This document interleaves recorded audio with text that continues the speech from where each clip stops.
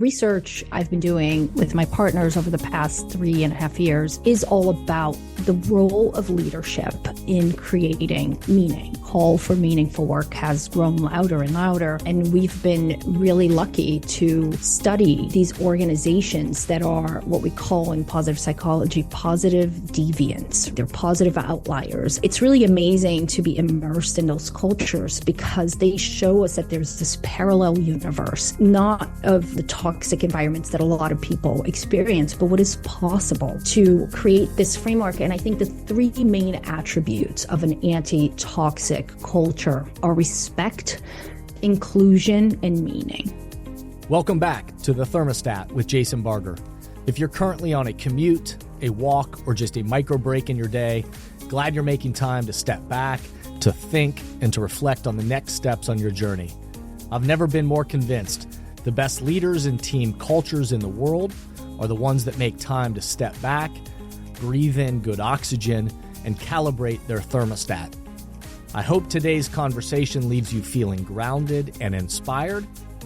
Now let's dive into today's topic to engage our minds and hearts in order to authentically lead and create compelling cultures wherever we are in the world. Hey everyone, it's Jason and welcome back to the Thermostat Podcast. Wherever you are and however you're coming to the podcast today, welcome in. So glad you are here. We have well over 180 episodes now, 180, which is kind of mind-boggling. And anybody that's new to the podcast, welcome. So glad you're here and coming in to listen. If you're one of the OGs that have been with us from the very beginning, so glad you are here. And thanks for making this a part of your day, your week, your month. My commitment on this podcast always is hopefully to provide an opportunity for you to step back in your day, your week, your month, an ethic of thinking about your own leadership, your own authentic self, and how you show up in the world, but then also the compelling cultures. How do we create compelling cultures with the people around us? So thanks to everybody for being here today and for listening in to today's conversation. Before we dive in, if you will do the quick thank you, at least I will say that to you right now, rate the podcast 5 stars. If you'll leave a nice review in your own authentic words, those are the ways in which the algorithms work and help other people find the podcast. So that is always helpful. And obviously, every time you share it with somebody else, it amplifies these messages further into the world. So thanks to everybody who takes a time to share it. I am very excited to invite my guest for today into the chat in just a moment. Tamara Myles has now become a well-known friend of the program and is an author, a researcher of many topics, but certainly we've talked about meaningful work cultures on this podcast and in other venues, but certainly many other subjects she talks about. She's a productivity expert. She's a mom. She's a wife. She's a friend to many people. I was introduced to Tamara's work, a while back from another colleague. Actually, shout out to Kurt Landon, founder of Inspira. I think he was the one who initially connected us and just said, "Hey, you guys just need to know each other." And that has been, I've very much appreciated that from the very beginning of our relationship. I love when that happens and people say you just need to know each other. And that has absolutely been the case with Tamara. So it's always fun to connect with Tamara and always fun to celebrate her work and talk about how all of this stuff that the both of us talk about intersects with each other. So Tamara, welcome back to the podcast. Thank you so much. It's great to be here and great to see you as always. Always fun. I love chatting with you every time we, even just jump on something to connect with each other and just, fill in on what's going on in life and work is always fun. So as I was thinking about today's conversation, one thing I was thinking about is we've now done a number of these and spent time. You've come and been a part of my Thermostat Cultures Live event. So we spent some good time with each other. But tell me something that I wouldn't know about you, something that we haven't talked about, something that you think I wouldn't know, or certainly the listeners wouldn't know about you. I think something many people don't know about me is that I'm a bit of a karaoke junkie. It's like my favorite fun thing to do. So that's something fun. And then something else that very few people know is that I walked a marathon alone during COVID. No way. We were all stuck at home together 24/7. I was in graduate school and, crazy writing papers, doing research. And our graduation from graduate school was virtual. And I wanted to do something special and important to mark it so that I didn't just remember it from a screen. I wanted to do something special. And so I decided that I would walk a marathon, and my husband put together, a route for me. And he wore his Garmin watch and walked about just over 7 hours. Wow. And that was really meaningful. It was hard, but it was great. Yeah, that is cool and meaningful. But I don't want to bury the lead on this. So the karaoke part of that, that you just did, so you've got one song to walk up in front of a crowd. What's your go-to? Easy. I Will Survive, Gloria Gaynor. Oh, yes. That's my go-to. That is fantastic. Well, thanks for being here again.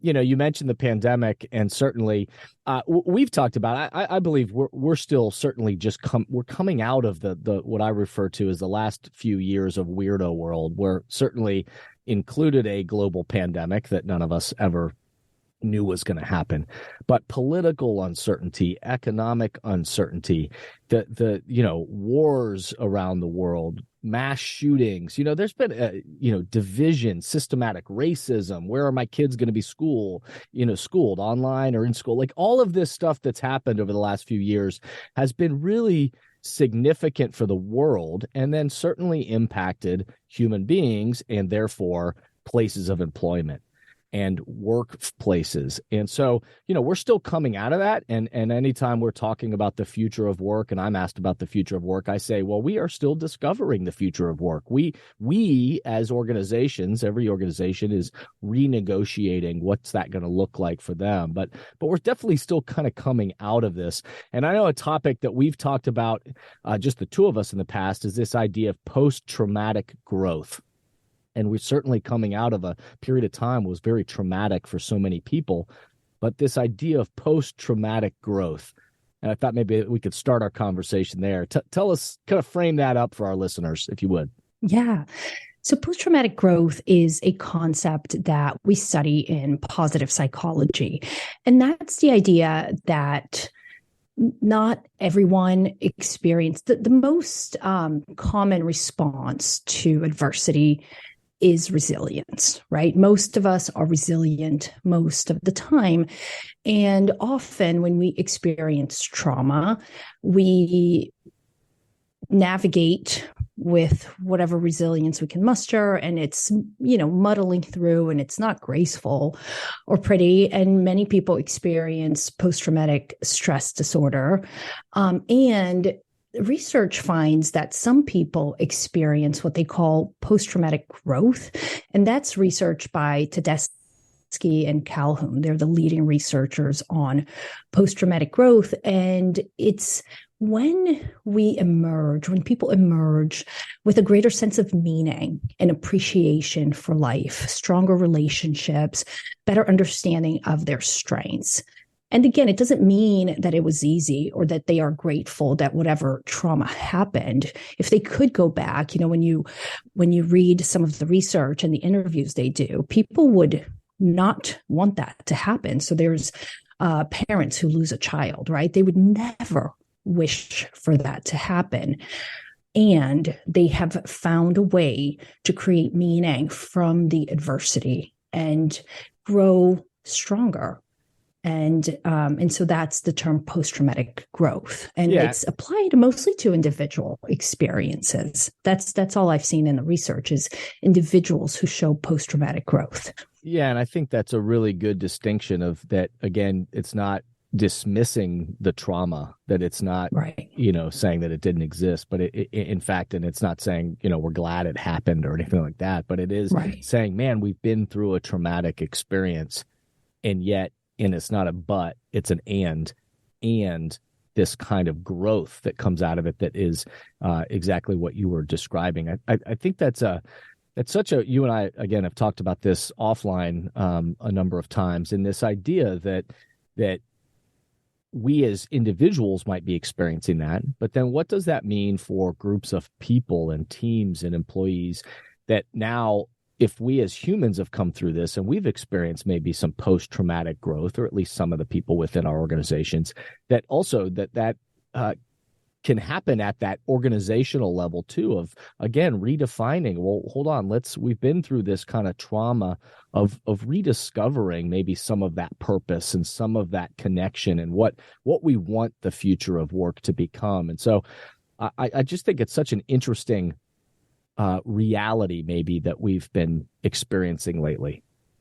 Yeah, I mean, I've been thinking a lot about this concept of post-traumatic growth and how and if it could apply to groups, right? Because organizations are nothing more than a group of individuals, Just right? a Hopefully collection of working humans. towards a common purpose. Exactly.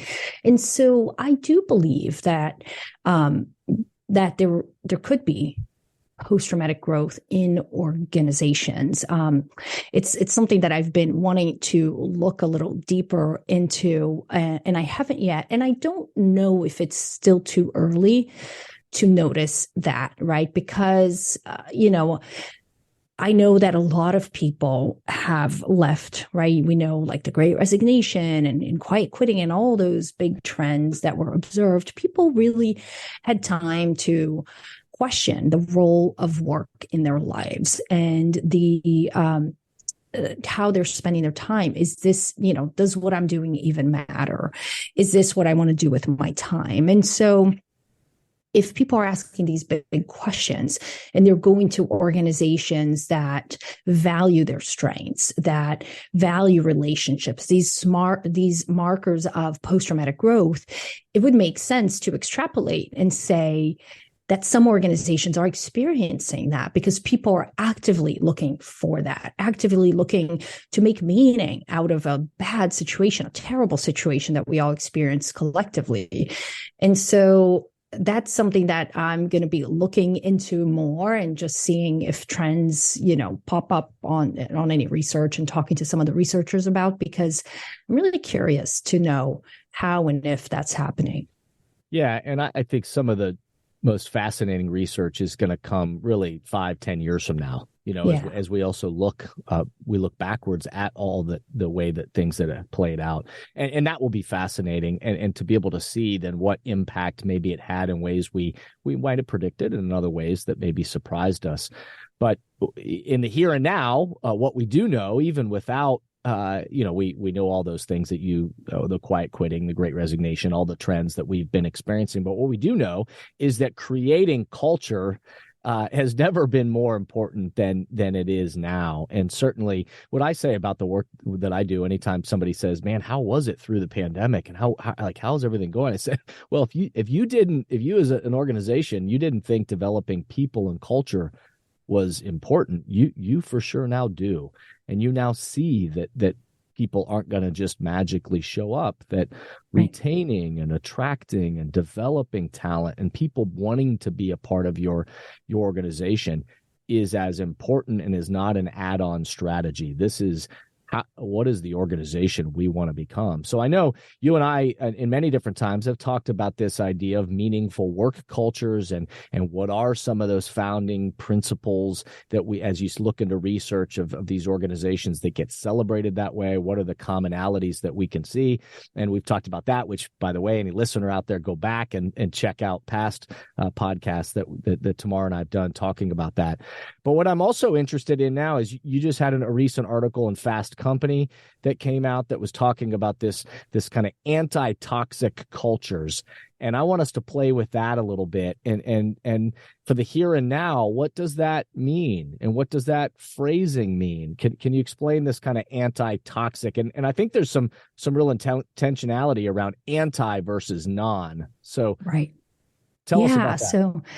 So antitoxic was an idea that came to me in the fall of last year when Vivek Murthy, the U.S. Surgeon General, published a report connecting the mental health crisis that, we're experiencing in this country to workplaces and specifically toxic workplace environments. I think the statistic he cited was that 80% of people that were, in his survey identified a time at work where that contributed to ill-being, a lack of mental health. And so in that report, he called for organizations to become beacons of well-being, to promote well-being instead of contributing to mental health issues. And so as I was thinking about that, I also ran into research from MIT about toxic cultures being the number one reason for the Great Resignation, the number one driver. And it was like 10 times higher than anything else that they found. So people leaving for flexibility or better benefits or higher pay, those were important too. But toxic cultures were the number one driver. And as I started thinking about, what is the Surgeon General calling for? What is this culture, right? That is not just a culture that doesn't suck, because that's not enough, right? But a culture that actively promotes our well-being. And I was looking for the right word, and non-toxic is too neutral. It's not toxic, but it's not actually promoting something good. And, when a word doesn't exist in the language, the behaviors that go with it also don't exist. And so the more I was thinking about, what is this culture? What is he calling for? The more I couldn't find the right word. And so I created this word, antitoxic cultures, because as you know, in positive psychology, we are not just worried about fixing ill-being, right? Because when that's really important to deal with anxiety and depression and all these mental health concerns. That's really important. But if we eliminate all of that, we just bring individuals to neutral. And positive psychology is more interested in north of neutral. What is it that allows us to thrive? What is it that contributes to our well-being, to our mental health, to our peak performance, self-actualization, like all those things that we want? And so I was thinking that, an anti-toxic workplace is one that doesn't just eliminate toxic behaviors, but also actively promotes a flourishing culture where people can thrive, right? So it's not enough in a garden to just pull weeds, but you also have to nurture it and give it enough water and sunlight and nutrients. So that's the analogy. No, I love it. And obviously, of course, it, to connect the dots to also to some of the themes on this podcast that we talk about, just getting to neutral. It's that shift in our minds that we talk about all the time, is that shift from that thermometer thinking, if it's purely reactionary, and it's just, this becomes the culture that if I'm in a toxic culture and a toxic work environment, and it's just purely reactionary and nobody's calling it out, we're not doing anything differently, or we're just trying to return, I like that language, returning to neutral, then really it's only about trying to the temperature we're going to experience is going to go up and down each day, and that's not going to bring out well-being. And obviously the difference then of saying, well, proactively, what is it we want? And so let's not just pull the weeds in the garden, but what is it we want to grow? And the thriving cultures and the ones that are bringing out the best in people are the ones that, at least, that I observe in my research and my experience, is saying, no, what are we proactively going to do to set a temperature that doesn't just get us to neutral, but helps us thrive and say, what is it we want to be about? And then we've got to breathe oxygen into it.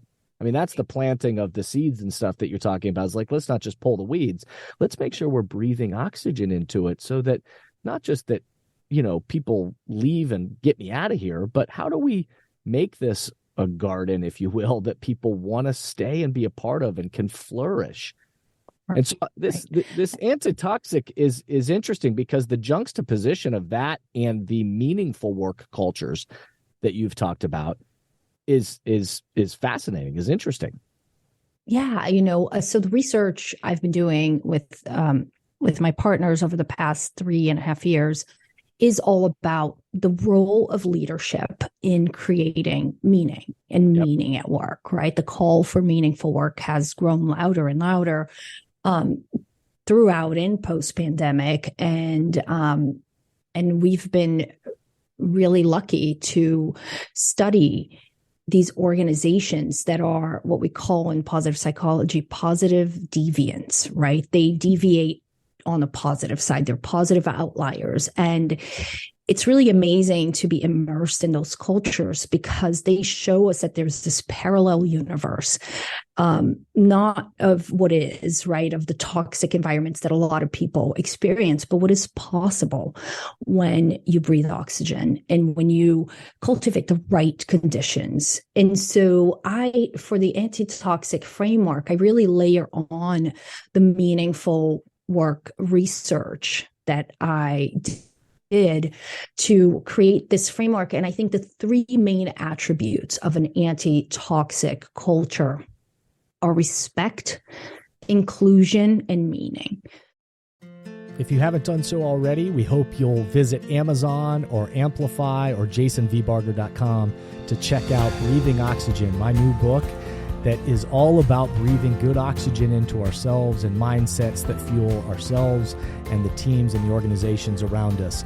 Positive, healthy thinking is as essential to great leadership and building a winning culture as the air we breathe. Leading yourself and a team of people has never been more complicated than it is today.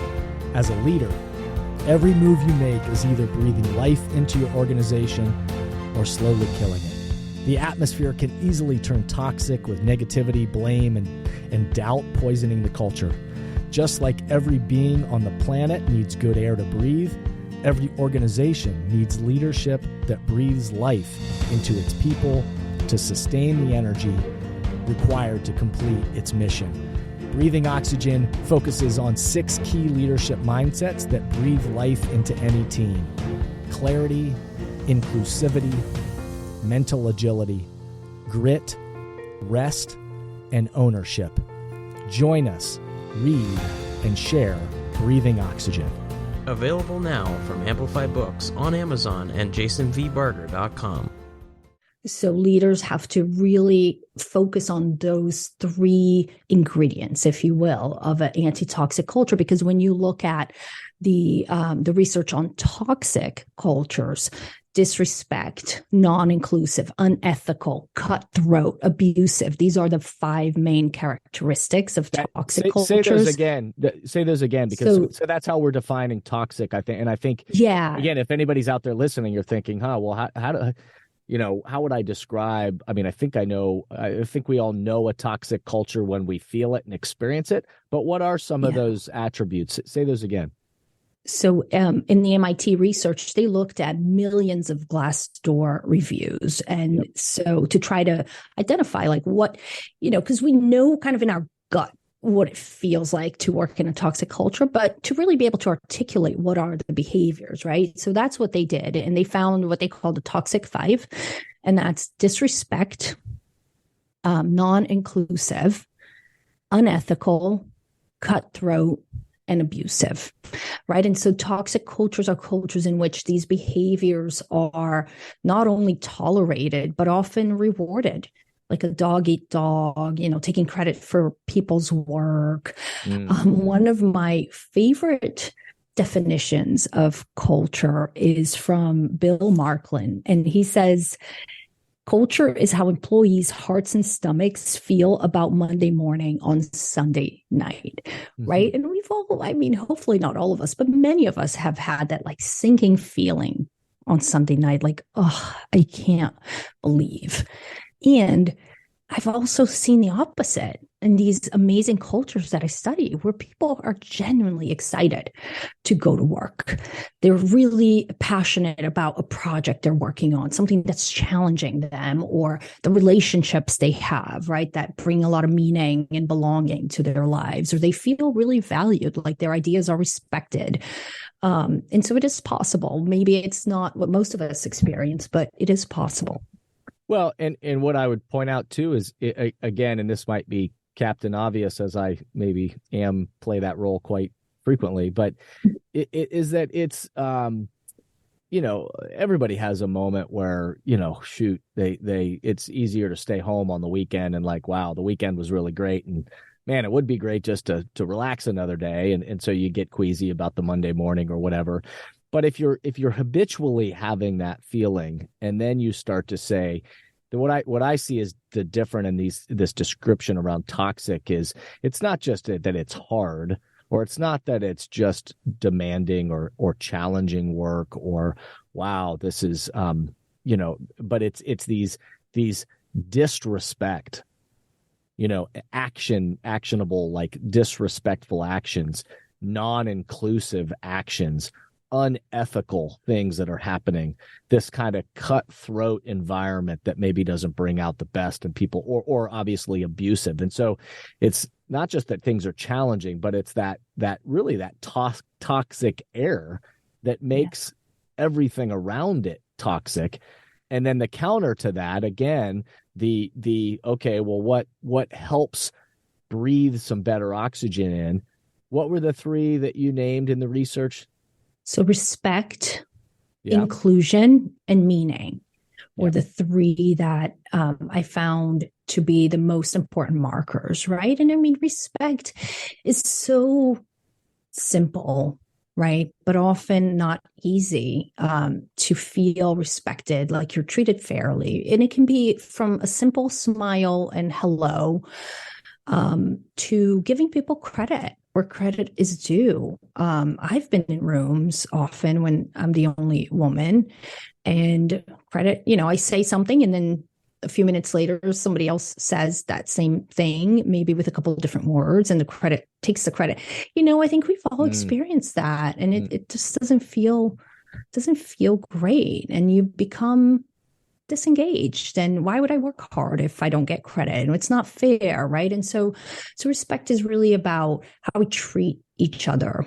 I have a story when I was in kindergarten, and I don't remember much about my childhood, but there's like these moments that mark you. Yeah, these stories, these narratives, these things that have shaped us, for sure. Exactly. And so I remember I was in kindergarten, and I don't even remember my teacher's name, but I remember my mom picked me up from school one day with my older sister.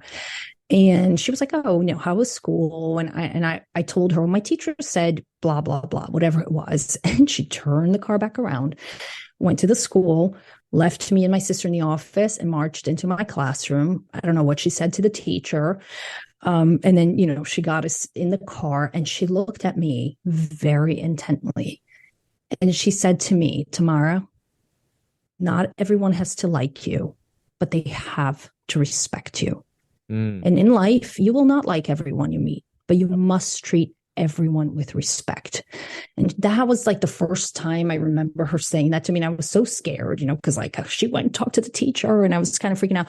And she said that to me again and again throughout my life. And it's something that I really try to live by. It's separating how you feel about someone from like just the basic human respect that you have to respect them. And so I think that's really important. And there's an excellent book and a lot of research by Christine Porath, and the book is Mastering Civility. And in that, she cites a ton of research on respect and disrespect at work. And, when we don't feel respected, we're not creative. We don't come up with new ideas. We're not engaged. And so there's a lot of good research out there about the importance of respect. Well, we start to shut down, and you start to see this then on teams and organizations when it becomes the toxic environment. Then it becomes just that means that there isn't a lot that's growing. There isn't a lot of newness and life and energy. Exactly. Right. And it shuts people down and really poisons the culture.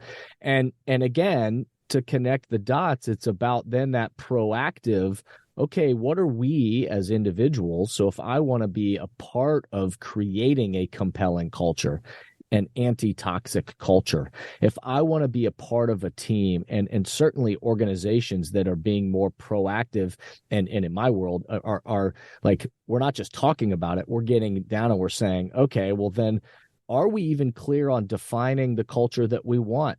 And what is it we want? And what's that going to look like in action and behavior? And what's that going to look like from a leadership perspective of how we begin to show up with people and how we begin to identify then other emerging leaders throughout this culture that we're going to proactively, let's not just plant the seeds, let's water the seeds. Let's, and what are we going to intentionally do to breathe oxygen into this culture strategically so that we are creating that culture that we want. And I know one of the elements of this kind of antitoxic culture is that moving into a culture that is thriving, a culture of thriving.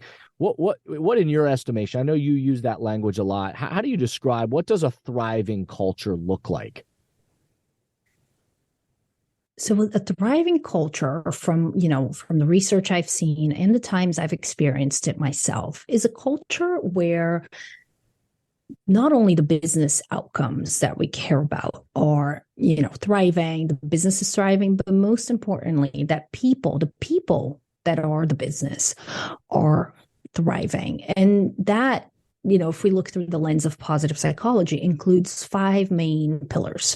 So people are experiencing positive emotions, they're feeling appreciated and gratitude. They feel connected to the people at work that they work with. Maybe they feel a sense of love or caring, connection.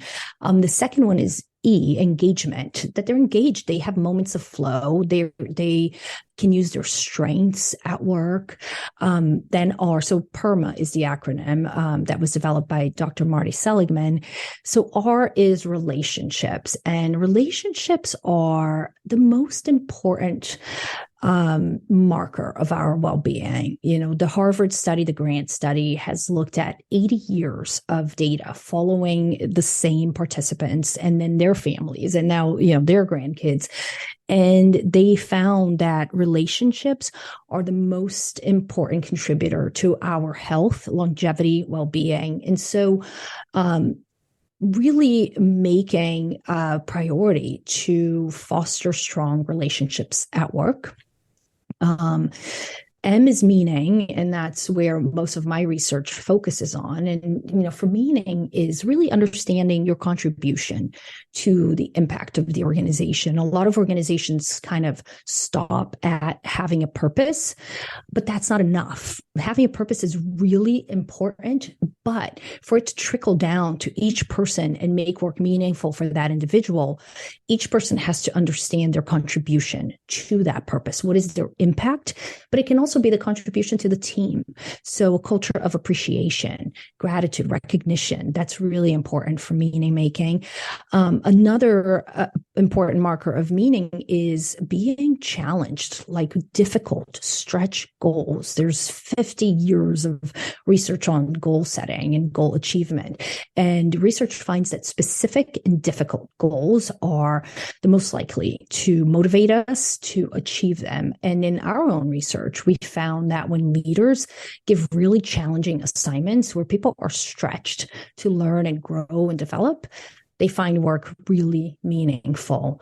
And then, the other aspect of meaning is a sense of community. And we talked about relationships. So relationships also kind of cross over to meaning, because Mike Steger, who's a leading research on meaning in life and meaningful work, said this quote that I love: relationships are the ocean in which we find meaning, right? So relationships are really important. And then the final the final pillar of thriving cultures and well-being is the achievement. So it's really important that we celebrate our accomplishments at work, right? That we understand what we're working towards, what goals, and that we get recognized when we achieve those. And so PERMA, so positive emotions, engagement, relationship, meaning, and achievement. These are markers of thriving cultures. No, that's great. That's great. And whenever I'm asked that same question, it's like, well, how will we know that we are thriving as a culture? And how will we, and actually on a part of a great team conversation just recently, somebody in a company said, they cited Simon Sinek, who said, well, when we work out and you say, well, when is it that I become in shape? he said you don't get in shape by just going to the gym one day for 9 hours. You really get in shape a little bit each day over time. And it's hard to point, like, when was it I actually got in shape? But we know that the process over time, we become more physically fit. And culture shaping, I believe, to be very similar, that to talk about a thriving culture, it's all of those things that you just described. And the way that I say it back to him is we have to be on the same page. If like Brene Brown says, clear as kind. Are we clear on, well, what is that culture that we're trying to create, of not just what we do, but how we're committed to doing it together? And is there a sense of clarity around what are the goals? What are we trying to accomplish? And is there a purpose that's compelling to us individually and collectively? And do I understand from my own perspective on the team, whatever role I'm playing, what contribution am I here to make? And I love that idea that it's not just about something that doesn't mean everything's easy. It means we also are tackling something that's challenging and interesting. We're moving the needle in some way. And so a thriving culture also doesn't mean that everything's puppy dogs and ice cream. It means that actually we are in process of leading and shaping a culture that we want to be a part of not just what we do, but how this ecosystem rewards things, appreciates things, how we, value things, how we identify where we are on the map, not just the business metrics, but how the people and the health of the organization. All of those things help us. And the last element I talk about is that it's got to be authentic to that group of humans. And so each team is, what's authentic to us? Let's not just try to pretend to be somebody else. What is it for us? And so all of those markers are helpful to us to then, I think, have a framework to say, well, what is that process that we're going to be willing to enter into together? Because it won't just magically happen. It's going to be something we have to continue to breathe oxygen into. Right, exactly. I love that analogy. Like, you don't just go to gym once. You don't just brush your teeth once a year and, mow your lawn once a summer. It's things that you repeatedly do. David Cooperrider is the creator of Appreciative Inquiry, which is a way, so it's a really great framework for organizations to set strategy and all of that. And one of the things he says that I love is, what we appreciate appreciates. Right. Yep. And so it's exactly that. It's this intentionality around not just putting a bunch of fun and inspiring words on the wall, but really understanding, what does this mean in our organization authentically with the people that work here? And then appreciating that, rewarding that when it happens, right? And then over time, it becomes the way that things are done around here. I love that, because I love that language. What we appreciates is very, and again, listeners will that's so in line with what I talk about from Plato, that said, what is honored will be cultivated. And so, you're very right. So, even these big words that we used on this conversation today, of respect or inclusion, some of these are big words, and not just do you put them on the wall, but what would it mean to truly honor them in action and behavior? What does it look like to appreciate that in a way that is put into action?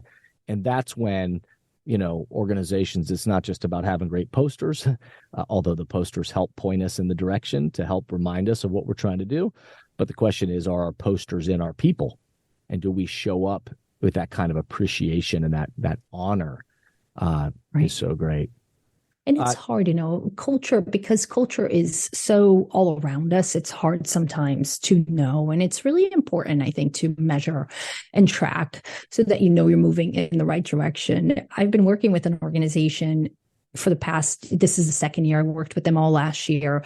And the focus was really on culture transformation, to kind of bring to life the values that are right for them. And we did a whole exercise to identify the values and all of that. But anyway, so we worked with them all of last year. And then this year they brought in 2 new members.